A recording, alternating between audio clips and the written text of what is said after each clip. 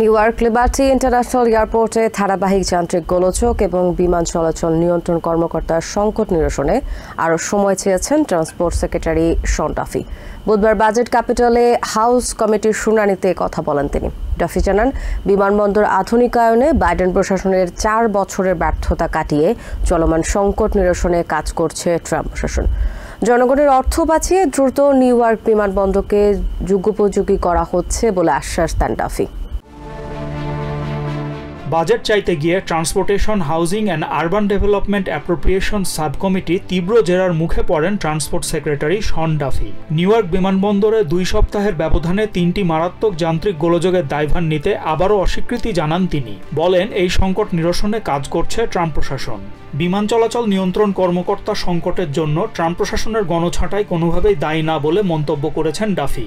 তিনি বলেন, একজন বিমান চলাচল নিয়ন্ত্রণ কর্মকর্তাকেও জোর করে ছাঁটাই করেনি ট্রান্সপোর্টেশন ডিপার্টমেন্ট। বিমান চলাচল নিয়ন্ত্রণের কাজে প্রায় 3000 কর্মকর্তা শূন্যতার জন্য বাইডেন প্রশাসনের ব্যর্থতাকেই দায়ী করলেন ডাফি। ট্রান্সপোর্ট সেক্রেটারি দাবি করেন, নিউইয়র্ক বিমানবন্দরের অবকাঠামো গত 100 দিনে নষ্ট হয়নি, বরং তা 4 বছরের ধারাবাহিক অবহেলার ফসল। ব্যয় সংকোচন চলছে, কিন্তু কর্মকর্তার সংকট কাটাতে দরকার হলে নতুন কর্মী নিয়োগে পেছপা হবেন না বলে নিশ্চিত করেন ডাফি। তবে এই বিমানবন্দর আধুনিকায়নে সময় লাগবে বলে মন্তব্য করেন তিনি।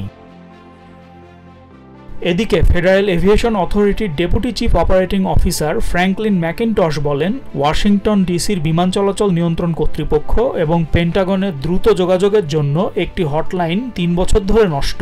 সেনেট কমার্স কমিটির চেয়ার টেড ক্রুজকে বুধবার এ তথ্য জানান তিনি।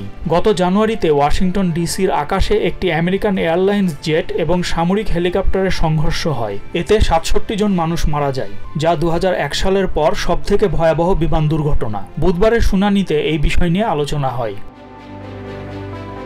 Cyrus Rahman, TVN 24 news desk.